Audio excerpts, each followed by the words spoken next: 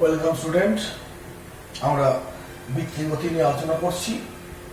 Last 2-3টে video হয়ে গেছে। আজকে আমরা নতুন একটা টপিক নিয়ে আলোচনা করব। ওই চ্যাপ্টারেরই বস্তু বৃত্তপথে আবর্তন করছে। বৃত্তপথের গতিবেগকে আমরা কৌণিক গতিবেগ বলছি, যাকে ওমেগা দিয়ে প্রকাশ করছি। কৌণিক বেগ বা কৌণিক গতিবেগ কাকে বলা হয়? না, কৌণিক সরণের হারকে বলা হয় কৌণিক বেগ। ওমেগা সমান কি? সূত্রটা কি? ওমেগা সমান থিটা বাই টি। এটা হচ্ছে কৌণিক বেগের রাশিমালা। বৃত্তপথে ঘূর্ণায়মান বস্তুর যদি কৌণিক বেগ স্থির থাকে, অর্থাৎ ধ্রুবক হয়, অর্থাৎ নির্দিষ্ট মানের কৌণিক বেগ নিয়ে বস্তু বৃত্তপথে আবর্তন করে, তাহলে বস্তুর গতিকে বলবো আমরা সমকৌণিক গতি, ইউনিফর্ম সার্কুলার মোশন, সমকৌণিক গতি। ঠিক যেমন রৈখিক বেগে বস্তু সমবেগ নিয়ে চললে আমরা ইউনিফর্ম ভেলোসিটি বলি, আমরা ঠিক সেরকমই আসবে ইউনিফর্ম সার্কুলার মোশন এক্ষেত্রে। তো একটা বস্তু ঠিক বৃত্তপথে আবর্তন করছে,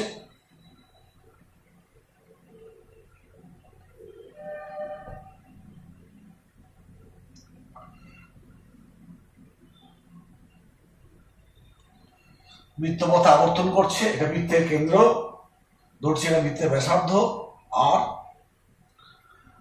ধরো এই পথে আবর্তন করছে অ্যান্টিক্লকওয়াইজ, সমস্যা কিছু নেই। আর এটা হচ্ছে কৌণিক বেগ। রৈখিক বেগ ভি সমান কি? ওমেগা আর। যদি ওমেগা স্থির হয়,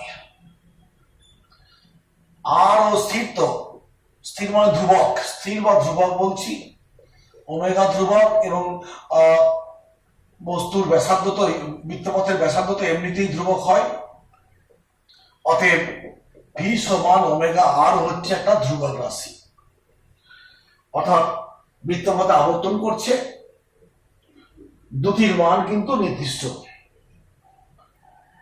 এটাকে দ্যুতি বলছি এই কারণে যে যখন বস্তু বৃত্তপথে আবর্তন করে, প্রতি মুহূর্তে বেগের দিকটা হচ্ছে সেই মুহূর্তে স্পর্শক বরাবর। এই বিভিন্ন অবস্থানে বস্তুর বেগ দেখো, এই অবস্থানে বস্তুর বেগের দিক এটা, এই অবস্থানে বেগের দিক এটা, এই অবস্থানে বেগের দিক হচ্ছে এইটা, এই অবস্থানে বেগের দিক এইটা। অর্থাৎ বেগের মান কিন্তু ধ্রুবক।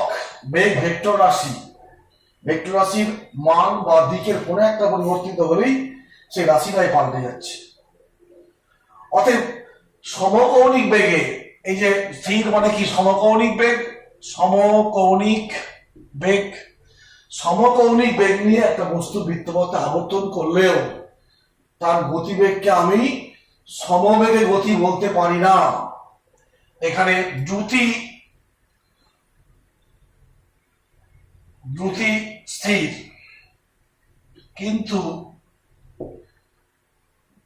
বেগের বিভিন্ন স্থানে বেগের দিক পরিবর্তনের জন্য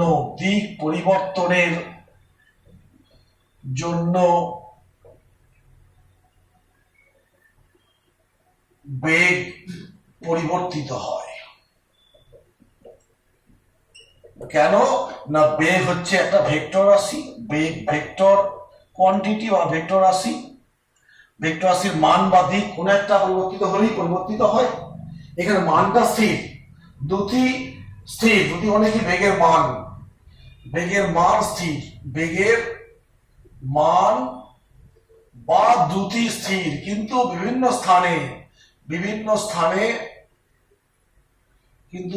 স্থানে বেগের দিক পরিবর্তনের জন্য বেগ পরিবর্তিত হয়। অর্থাৎ সমকৌণিক বেগকে কিন্তু আমি সমবেগ যুক্ত গতিশীল বলতে পারবো না। বস্তু বৃত্তপথে যখন চলছে, তার ওমেগা স্থির, মানে তার গতি হচ্ছে সমকৌণিক গতি।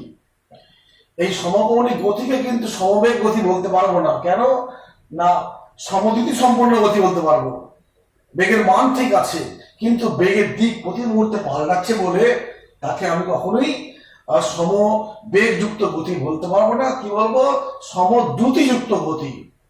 আবার একবার বলছি, বৃত্তপথে ঘূর্ণায়মান বস্তুর কৌণিক বেগ ওমেগা স্থির, মানে বস্তুটার গতি হচ্ছে সমকৌণিক গতি। এক্ষেত্রে ওমেগা স্থির, ব্যাসার্ধ তো স্থির হয় ধ্রুবক আছে, অতএব ভি এর মানটা স্থির। অতএব সমকৌণিক গতিকে সমদ্রুতি সম্পন্ন গতি বলতে পারি, কিন্তু প্রতি মুহূর্তে বেগের দিক পাল্টানোর জন্য বেগকে আমরা স্থির বলতে পারি না, বেগ পরিবর্তিত হবে। এবার বলবো বেগ পরিবর্তিত হচ্ছে মানে কি সৃষ্টি হয়, সময়ের সঙ্গে সঙ্গে বস্তুর বেগ পরিবর্তিত হলে কি সৃষ্টি হয়, ত্বরণ সৃষ্টি হয়। অর্থাৎ সমকৌণিক বস্তুযুক্ত গতি কিন্তু ত্বরণযুক্ত গতি, সমবেগযুক্ত গতি বলতে পারবো না, ত্বরণযুক্ত গতি। এখানে অবশ্য মনে রাখবে ত্বরণটা কি ত্বরণ, রৈখিক ত্বরণের কথা বলছি, আমি কৌণিক ত্বরণের কথা বলিনি। বেগের পরিবর্তন, এটা আমি রৈখিক বেগ বলেছি, রৈখিক বেগ পাল্টাচ্ছে, অতএব একটা ত্বরণ সৃষ্টি হবে। আর সেই ত্বরণটাকে বলবো কি, অভিকেন্দ্র ত্বরণ বা সেন্ট্রিপিটাল অ্যাক্সেলারেশন। সেন্ট্রিপিটাল অ্যাক্সেলারেশন, অভিকেন্দ্র ত্বরণ বা সেন্ট্রিপিটাল অ্যাক্সেলারেশন। আমরা সেই অভিকেন্দ্র ত্বরণের রাশিমালা নির্ণয় করব। এখন অভিকেন্দ্র ত্বরণের রাশিমালা নির্ণয় করব। কি বললাম, যে সময়ের সঙ্গে সঙ্গে বেগের মান স্থির থাকলেও দিক পরিবর্তিত হচ্ছে, তাই বেগ পরিবর্তিত হচ্ছে। আর সময়ের সঙ্গে সঙ্গে বেগ পরিবর্তিত হওয়া মানে ত্বরণ সৃষ্টি হচ্ছে। অতএব সমকৌণিক বেগযুক্ত বৃত্তপথে গতিশীল বস্তুর একটা ত্বরণ থাকে, সেই ত্বরণটাকে বলবো তোমার অভিকেন্দ্র ত্বরণ। সেই ত্বরণের মানটা কত, সেই ত্বরণটা কোন দিকে ক্রিয়া করে, আমরা এখন নির্ণয় করতে চলেছি। অভিকেন্দ্র ত্বরণ, অভিকেন্দ্র ত্বরণ মোটামুটি ছবিটা এঁকে সংক্ষেপে লেখার চেষ্টা করবে। আগামী বিবৃতিটা করি। আমার হাতে আছে কি, ভি সমান ওমেগা আর, ওমেগা সমান থিটা বাই টি ইত্যাদি। আর কি আছে না, আর কিছু নেই, ঠিক আছে, থাক, আর কিছু লাগবে না। তো বৃত্তপথে আবর্তন করছে একটা বস্তু, এটা হচ্ছে কেন্দ্র, ও বিন্দু। আবর্তন যখন করছে কোনো এক সময় এ বিন্দুতে হাজির হলো, এটা ব্যাসার্ধ হিসেব মতো। এই সময় তার গতিবেগ কোণ বরাবর, এই স্পর্শক বরাবর, ধরো এটা স্পর্শরেখা পি বললাম। এই অবস্থায় বেগটা কত, ভি। বৃত্তপথে ঘুরতে ঘুরতে কোন এক সময় এ বিন্দুতে এলো, এ বিন্দুতে স্পর্শকটা, এই এ বিন্দুতে বেগটা কি হবে, এই স্পর্শক বরাবর, বেগের মান কত, ভি, রৈখিক বেগ বলছি। আর ভি সমান কি, ওমেগা আর। ওমেগাটা কি, এখানে আর হচ্ছে এইটা, ও এ হচ্ছে ব্যাসার্ধ, ব্যাসার্ধ আর। কৌণিক বেগ কত, কৌণিক বেগ হচ্ছে ওমেগা, যার মানটা কি এখানে স্থির, পরিবর্তন হচ্ছে না ধরে নিচ্ছি। অতএব ভি সমান ওমেগা আর, এটাও স্থির, একটু আগেই বললাম। এখন বৃত্তপথে ঘুরতে ঘুরতে সে এ বিন্দুতে পৌঁছেছে। এই অবস্থায় স্পর্শক বরাবর বেগের অভিমুখ ভি। এই স্পর্শক আর এই ব্যাসার্ধ পরস্পরের লম্ব। অতএব তোমায় যদি বলা হয় যে এই বেগের এই বরাবর উপাংশ কত হবে, যে ভি এর ও এ বরাবর উপাংশ কত হবে, ভি cos 90, ভি cos 90 মানে 0। অর্থাৎ এ বিন্দুতে ওর যে বেগ সবটাই এপি বরাবর, ও এ বরাবর কোনো উপাংশ নেই। ও এ বরাবর কোনো উপাংশ নেই কেন না, এই কোণটা হচ্ছে 90, অতএব এপির সঙ্গে এই কোণ 90, অতএব ভি এর ও এ বরাবর উপাংশ ভি cos 90, cos 90 মানে 0 হয়ে যাবে। অতএব আমরা লিখব এ বিন্দুতে বস্তুর সমস্ত বেগ এপি স্পর্শক বরাবর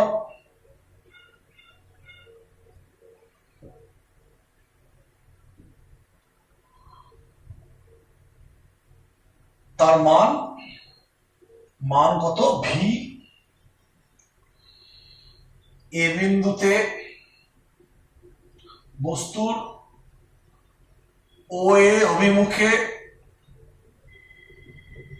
কোনো বেগ নেই, কারণ পাশে বসে দেবে যে ভি কস 90 সমান ভি ইন্টু 0 মানে 0, এটা বসিয়ে দেবে। এখন ও তো আবর্তন করছে, করতে করতে ক্ষুদ্র সময় পর সে এইখানে পৌঁছালো। আমি ছবিটা একটু বড় করে রেখেছি, নাহলে দেখানো মুশকিল। অ্যাকচুয়ালি এ আর বি খুব ক্লোজ, খুব কাছাকাছি, ছবিটা বড় করে রাখতে হয়েছে। অর্থাৎ এ থেকে বিতে গেল, তার জন্য একটা কোণ তৈরি হলো, থিটা মানের কোণ তৈরি হলো, কৌণিক সরণ যাকে বলছি আমরা। বি বিন্দু যখন এলো, বি বিন্দুতে বেগটা এই বরাবর বি কিউ বরাবর, এটা স্পর্শক। এই বি কিউ বরাবর বেগের মানটা হচ্ছে ভি। এই বেগটাকে তুমি দুটো অংশে ভাগ করে দাও, একটা হচ্ছে এই এর সমান্তরাল, আমি এটাকে আর বললাম, আর এইটার এই অবিলম্ব অর্থাৎ এর সমান্তরাল, সেটা কত এস বললাম। তো বলো এই ভি এর এই কোণটা যদি থিটা হয়, জ্যামিতিক নিয়মে পাওয়া যাবে এই কোণটাও থিটা। তোমরা চেষ্টা করে দেখবে, না হলে কোনো এক সময় বুঝিয়ে দেওয়া হবে। যদি এই কোণটা থিটা হয়, জ্যামিতিক নিয়মে এই কোণটাও থিটা। এখন বি বিন্দুতে বেগ সবটাই স্পর্শক বরাবর, তার মান ভি। এই ভি বেগকে আমি যদি বি আর এর দিকে উপাংশ ভাঙি, কত হবে বি কস থিটা, আর এই দিকে কত হবে ভি সাইন থিটা। আবার বি বিন্দুতে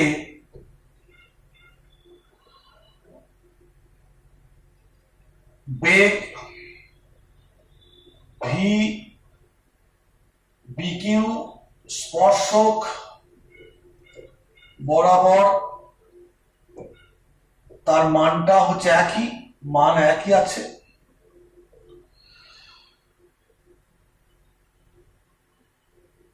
এই বেগের বি আর দিকে উপাংশ, তোমরা ভেক্টরে উপাংশ শিখে গেছো, উপাংশ কিভাবে ভাঙতে হয়। কোণের দিকে কস থিটা আর তার লম্ব দিকে সাইন থিটা। আমরা এই যে কোণটা থিটা, এটা ভি, অর্থাৎ ভি এর এই বরাবর ভি কস থিটা, এবং লম্ব দিক অর্থাৎ বিএস দিকে উপাংশ কত হবে, এটা theta, V sine theta. V cos theta, V sine theta. একটু মনে রাখবে যে থিটার মান যখন ক্ষুদ্র হয়, থিটা যদি ক্ষুদ্র হয়, তাহলে এটা অঙ্কের স্যারা বোঝাবে যে কস থিটাকে 1 ধরা হয় আর সাইন থিটাকে থিটা ধরা হয়। অবশ্যই থিটাটা কিন্তু রেডিয়ান এককে, এটা মনে রাখবে, থিটা হচ্ছে রেডিয়ান এককে।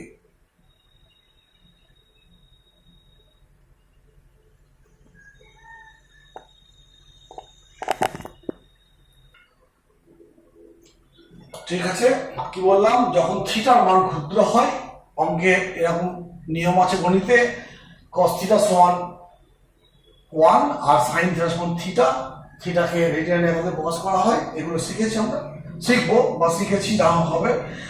ভি সমান কি হবে, cos থিটা, থিটার মান ক্ষুদ্র হলে এটা ভি ইন্টু 1 মানে ভি, আর এটা কি হবে ভি ইন্টু থিটা মানে ভি থিটা।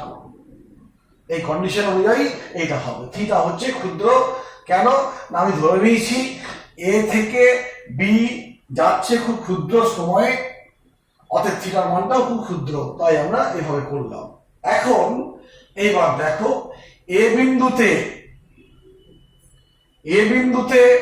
এই বরাবর তোমার বেগ ছিল কত, এপি বরাবর কত বেগ ছিল, এ বিন্দুতে এপি বরাবর বেগ হচ্ছে ভি।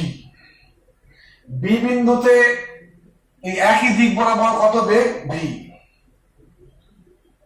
অতএব এ থেকে বি এর যাওয়ার জন্য এই বরাবর কোনো কি থাকে না, ত্বরণ থাকে না, বেগ পাল্টাচ্ছে না। কিন্তু এ বিন্দুতে এই বরাবর বেগ শূন্য, একটু আগে দিয়েছি বেগ নেই মানে শূন্য। আর বি বিন্দুতে ওই একই দিক বরাবর বেগ কত, ভি থিটা। অতএব বেগ পাল্টাচ্ছে, আর বেগ পাল্টানো মানে কি, ত্বরণ সৃষ্টি হচ্ছে। আর সেই ত্বরণটা কোন দিক বরাবর, কেন্দ্র বরাবর। এটা খুব কাছে, মনে হচ্ছে দূরে মনে হচ্ছে, কিন্তু এটা খুব কাছে, তাই এরকম ধরে নিতে হবে। এই হলো, আমি এইখানটা বাকিটা লিখছি এইখানটাতে।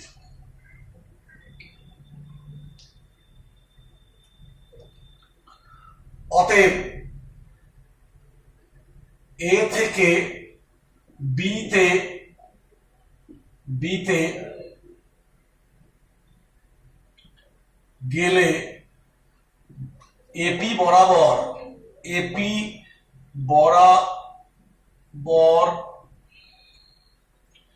বেগের পরিবর্তন দেখো, তোমার কি ছিল, এপি বরাবর ভি ছিল, আবার ভি হলো আর ভি ছিল। কেন, এই বরাবর বেগ ছিল ফার্স্টে ভি, এখন হলো কত, ভি। অতএব শূন্য। তেমনি এও বরাবর বেগের পরিবর্তন হয়েছে কত, এই বরাবর হয়েছে এটা ভি থিটা, এখানে পেয়েছি ভি থিটা। এইখানে ছিল কত, আগে নেই মানে ছিল কত, শূন্য, মাইনাস শূন্য। অতএব পরিবর্তনটা কত হচ্ছে, অতএব এপি এর দিকে কোনো ত্বরণ নেই বলি তো বেগের পরিবর্তন হয়নি। বেগের পরিবর্তন শূন্য মানে ত্বরণ নেই। ত্বরণ কোন দিকে আছে, এও বরাবর ত্বরণ আছে, তাই বেগের পরিবর্তন হয়েছে। অতএব এ ও বরাবর ত্বরণকে আমি এখানে এফ সি দিয়ে প্রকাশ করব। ত্বরণকে আমি এফ, সেন্টিপিটাল অ্যাক্সেলারেশন। অভিকেন্দ্র ত্বরণটা আমি লেখা হয়নি, অভিকেন্দ্র ত্বরণ মানে হচ্ছে সেন্টিপিটাল অ্যাক্সেলারেশন। আমরা শুরু করেছিলাম কি, অভিকেন্দ্র ত্বরণ এফ সি, অভিকেন্দ্র ত্বরণ। এখানে এও বরাবর ত্বরণ এফ সি কত স্যার, না বেগের পরিবর্তন ভি থিটা মাইনাস 0 বাই এ থেকে বি তে যেতে সময় লেগেছে কত, টি সময় লেগেছে, ভি থিটা বাই টি। এবং এই ত্বরণটা কোন বরাবর, ব্যাসার্ধ বরাবর কেন্দ্রমুখী। অতএব ব্যাসার্ধ বরাবর কেন্দ্রমুখী অভিকেন্দ্র ত্বরণ, এটাকে আমি কিন্তু বলছি এফসি সমান ভি থিটা বাই টি। তুমি এটাকে মনে করলে ফর্মটা পাল্টে দেবে কি, এটা একটা ফর্ম আসছে। আবার যদি মনে করো যে আমি এফসি ভি এই থিটা বাই টি ওমেগা, অতএব এটার একটা ফর্ম। আবার তুমি দেখো এইখান থেকে এফসি ভি লিখলাম, ওমেগা মানে কি, ভি বাই আর। অতএব কি লিখবো, এফসি সমান ভি স্কয়ার বাই আর, এটার একটা ফর্ম। আবার এইখান থেকে দেখো এফসি সমান বলেছি ভি ইন্টু ওমেগা, অতএব এফসি সমান ওমেগা ইন্টু আর, অতএব এফসি সমান ওমেগা স্কয়ার আর। দেখো অভিকেন্দ্র ত্বরণ এফসি এর বিভিন্ন ফর্ম পেলাম, এই একটা ফর্ম, অভিকেন্দ্র ত্বরণ এফসি সমান omega square R, V theta by T বলতে পারি, ভি ওমেগা বা ভি স্কোয়ার বাই আর, বিভিন্ন ফর্মে আমি পাবো। এই ত্বরণটা বস্তুর ওপরে ব্যাসার্ধ বরাবর কেন্দ্র দিকে ক্রিয়া করছে, তাই একে বলা হয় অভিকেন্দ্র ত্বরণ। তাহলে আমি যদি এর সংজ্ঞা বলি, মানটা পেয়ে গেলাম, দিকটাও পেয়ে গেলাম। সংজ্ঞা বলবো কি, যে সমদ্রুতিতে ঘূর্ণায়মান বা সমকৌণিক বেগে ঘূর্ণায়মান বস্তুর ওপর বৃত্তের কেন্দ্র অভিমুখে ব্যাসার্ধ বরাবর একটা ত্বরণ ক্রিয়া করে, সেই ত্বরণকে বলবো অভিকেন্দ্র ত্বরণ। হলো, এবং এই ত্বরণটা বললাম অভিকেন্দ্র ত্বরণ। এবং আরো বলতে পারি, এই ত্বরণটা দেখো তার যে রৈখিক বেগ তার সঙ্গে লম্বভাবে ক্রিয়া করে। বস্তু ধরো এইখানে আছে, তার অভিকেন্দ্র রৈখিক বেগ এইটা, আর অভিকেন্দ্র ত্বরণ এফসি এই বরাবর, তো এখানে 90 ডিগ্রি কোণ। তোমায় কি বলে, রৈখিক বেগ আর অভিকেন্দ্র ত্বরণের মধ্যে কোণ কত? 90 ডিগ্রি। সংজ্ঞা কি বললাম? এফসি বা অভিকেন্দ্র ত্বরণের সমকৌণিক বেগে ঘূর্ণায়মান বস্তুর ওপর কেন্দ্র অভিমুখে ব্যাসার্ধ বরাবর একটা ত্বরণ ক্রিয়া করে, সেই ত্বরণকে বলবো অভিকেন্দ্র ত্বরণ। আর এর ওই মুখটা বললাম ইত্যাদি, মানটা বলে দিয়েছি, বিভিন্ন মান পেয়েছি। এখন আমরা সেই নিউটনের সেকেন্ড ল কি আছে না, ভর আছে বস্তুর, ত্বরণ আছে, মানে কি থাকবে? বল থাকবে, এফ সমান এম এ, এফ সমান এম এ। আচ্ছা, আমি এটা মুছে ফেললাম, এগুলো দরকার নেই। আমি এর মানটা পেয়ে গেছি, সেই মানগুলো একবার লিখে নিচ্ছি, তারপরে আসছি। এফ সি সমান বললাম omega square R V square by R V, তারপরে কি ভি ওমেগা, বিভিন্ন ভাবে লেখা যেতে পারে। তো আমরা নিউটন সেকেন্ড লয়ে পড়েছি, এফ সমান এম এ, বাপ সমান মা। অতএব যদি ভর আছে, একটা ত্বরণ আছে, মানে কি থাকবে? বল থাকবে। ভর আছে, ত্বরণ আছে, মানে বল থাকবে। অর্থাৎ বৃত্তপথে বস্তু ঘুরছে, এটা হচ্ছে এফ সি এর উপাংশ অভিমুখ, এই বস্তুটার ভর এম, অর্থাৎ এই দিকে একটা বল থাকবে এই বরাবর ত্বরণের দিকেই।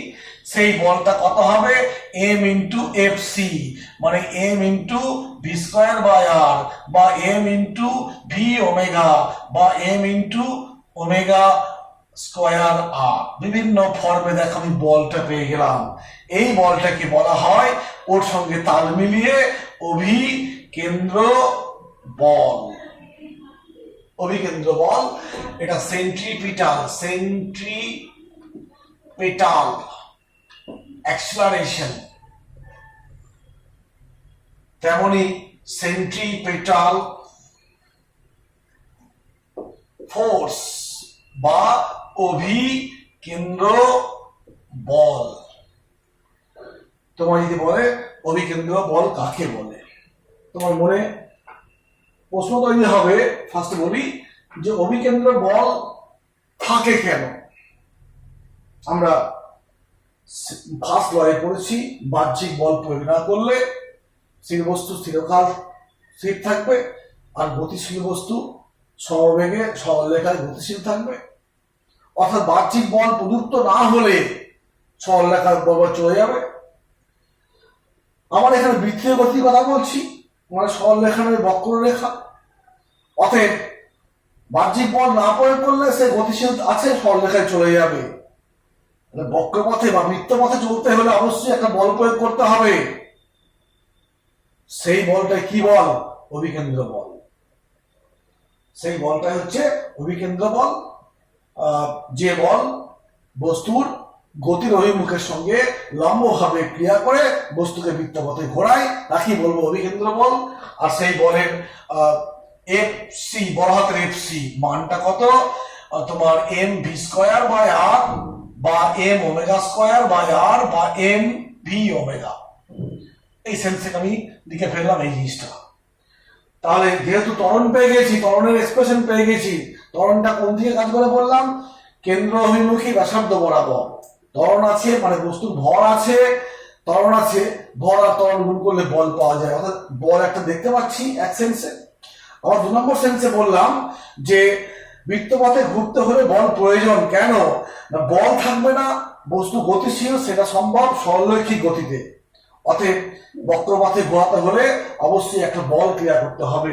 তাই বলা হচ্ছে এই অভিকেন্দ্র বলের সংজ্ঞা হিসাবে যে কোন বস্তুকে বৃত্তপথে ঘোরানোর জন্য ওর গতিবেগের সঙ্গে অবিলম্ব ভাবে ব্যাসার্ধ বরাবর কেন্দ্রের দিকে যে বল ক্রিয়াশীল হয় তাকে বলা হয় অভিকেন্দ্র বল। আবারও বলছি একবার, কোন বস্তুকে বৃত্তপথে ঘোরানোর জন্য বস্তুটার গতির অভিমুখের সঙ্গে লম্বভাবে ব্যাসার্ধ বরাবর কেন্দ্র মুখে যে বল প্রয়োগ করতে হয় তাকে বলবো অভিকেন্দ্র বল। তার হচ্ছে এইটা। তুমি উদাহরণ, আমি তো বললাম বৃত্তপথের ক্ষেত্রে, তুমি আর উদাহরণ পাবে যে দেখো একটা লাঠি, ঢিল নিয়েছো, পাথর নিয়েছো, তাকে সুতোয় বেঁধেছো, দিয়ে আঙুলের সঙ্গে জড়িয়েছো, দিয়ে এইরকম ঘোরাচ্ছ। তো তুমি নিজে এই কাজটা করতে পারবে, দেখবে ছোট মতো ঢিল নেবে, ঘোরাবে, বৃত্তপথে ঘুরছে। খুব ভালো করে লক্ষ্য করবে যে বস্তুটা যেখানে, ধরো এইখানে বস্তুটা আছে, আঙুলটা এখানে আছে, তার উল্টো দিকে তুমি আঙুলটা এরম বেঁকাচ্ছ। এ কেউ শিখিয়ে দেবে না। যখন বস্তুটা এইখানে তখন তুমি আঙুলটা আমার দিকে বেঁকাচ্ছ। ঠিক বস্তু যেখানে তার উল্টো দিকে তুমি আঙুলটা বেঁকাচ্ছ। কেন? ওই আঙুলটা দিয়ে ঢিলটাকে আটকে রাখছো। কেন না, ঢিলটার উপর তো বৃত্তপথে ঘুরছে, অভিকেন্দ্র বল ক্রিয়া করছে। অতএব সে দিকে সরে যেতে পারে, তাই আঙুল দিয়ে তুমি উল্টো দিকে বল প্রয়োগ করে ওকে বৃত্তপথে ফিরাচ্ছ, ক্রিয়া প্রতিক্রিয়া দিচ্ছ। তুমি বল প্রয়োগ করছো, উল্টো দিকে বল হচ্ছে, বস্তুর উপর পড়ছে, বস্তু বৃত্তপথে ঘুরছে। এই হলো উদাহরণ দিচ্ছি। আবার দেখবে আর উদাহরণ দিচ্ছি, তুমি সবুজ সাথী তোমাদের আছে, সবুজ সাথী করে যাচ্ছ, প্রাইভেট পথে যাচ্ছ, স্ট্রেট রাস্তা, সমস্যা কিছু নেই। যখনই কোনো রাস্তায় বাঁক নেবে তখন দেখবে একটু যদি জোরে থাকো তখন দেখবে তোমার শরীরটা একটু ওই বাঁকের দিকে কাত হয়ে যাচ্ছে, তোমার শরীর প্লাস সাইকেলটা। এ তোমার শেখাতে হয়নি, সাইকেল চালানো শিখেছো, এটা অটোমেটিক এসে গেছে, ফিজিক্স শিখতে হয়নি, এমনি এমনি তুমি এই ঘটনাটা শিখে গেছো। তো এই যে বাঁক নিচ্ছ, এই বাঁক নেওয়ার ফলে এই বাঁক থেকে একটা প্রতিক্রিয়া পাবে, সেই প্রতিক্রিয়াটার একটা অংশ অভিকেন্দ্র বল হিসাবে কাজ করবে, তারপরে তুমি বাঁক নিতে পারবে। যদি তুমি মনে করো আমি বাঁক নেবো না, আমি স্ট্রেট সাইকেল চালিয়ে যাবো, যদি বাঁক মানে আমি থামো না, আমি স্ট্রেট সাইকেল চালিয়ে যাবো দিয়ে বাঁক নেবো, তা কিন্তু সম্ভব নয়। তখন তুমি রাস্তায় বাঁকে পারবে না, স্ট্রেট গেলে পরে কি হবে, খালে পড়বে, 9 ইঞ্চি দিকে পড়ে যাবে, তুমি বাঁক নিতে পারবে না। এই হলো অভিকেন্দ্র বলের। এরকম আরো কিছু উদাহরণ তোমার দেখবে বইয়ে আছে, তোমরা সেগুলো করে নেবে। বিভিন্ন উদাহরণ আছে দেখবে। কিংবা আরো বলছি, পরমাণুর নিউক্লিয়াসকে কেন্দ্র করে ইলেকট্রন গুলো বৃত্তপথে ঘোরে, এটা আমরা জানি। পরমাণু নিউক্লিয়াসকে কেন্দ্র করে, এটা নিউক্লিয়াস, ইলেকট্রন বৃত্তপথে ঘুরছে, বৃত্তপথে ঘুরছে। ঘোরার জন্য কি লাগে বলেছি, এফসি লাগবে। এই এফসিটা পাবো থেকে, এফসি হচ্ছে কুলম্বীয় আকর্ষণ বল। অর্থাৎ এটা প্লাস আধান, এটা মাইনাস আধান, এদের মধ্যে সেই দুটো আধানের মধ্যে বল ক্রিয়া করে, কুলম্বীয় ফোর্স ক্রিয়া করে, আর সেই ফোর্স এখানে অভিকেন্দ্র বল সাপ্লাই দিচ্ছি। উল্টো তুমি দেখো, সূর্যকে কেন্দ্র করে পৃথিবী বৃত্তাকার পথে ঘুরছে, বৃত্তাকার পথে ঘুরছে মানে কি লাগবে, অভিকেন্দ্র বল। এটা মানে মনের মধ্যে ঢুকিয়ে নাও, বৃত্তপথে ঘুরছে মানে অভিকেন্দ্র বল প্রয়োজন। ব্যাখ্যা দিচ্ছি কেন প্রয়োজন। এখন সূর্যের চারিদিকে পৃথিবী ঘুরছে, অভিকেন্দ্র বল প্রয়োজন। আসবে কোত্থেকে? আসবে অভিকর্ষ বল থেকে আসবে। অভিকর্ষ বল আমরা শিখেছি, এফ সমান জি এম এম 1/2/r²। তোমরা ক্লাস 8-এ না, এই ক্লাস 8-এ মনে শিখেছো একটু, আবার তোমার 11-এ আছে, ভালো করে মনে রাখবে। সূর্যের চারিদিকে পৃথিবী ঘুরছে, ঘোরার জন্য বৃত্তপথে ঘুরছে, অভিকেন্দ্র বল প্রয়োজন। তবে কোত্থেকে না, মহাকর্ষ বল। সূর্য আর পৃথিবীর মধ্যে যে মহাকর্ষ বল ক্রিয়া করে, সেই মহাকর্ষ বলই ওকে ঘোরানোর চেষ্টা করে, ঘোরাই। এই হলো অভিকেন্দ্র বল। আমরা এখন অভিকেন্দ্র বলের কিছু প্রয়োগ নিয়ে আলোচনা করব। আজকে যা সময় আছে আমি একটা প্রয়োগ বলবো, দিয়ে থামবো। অভিকেন্দ্র বলের একটা প্রয়োগ বলবো,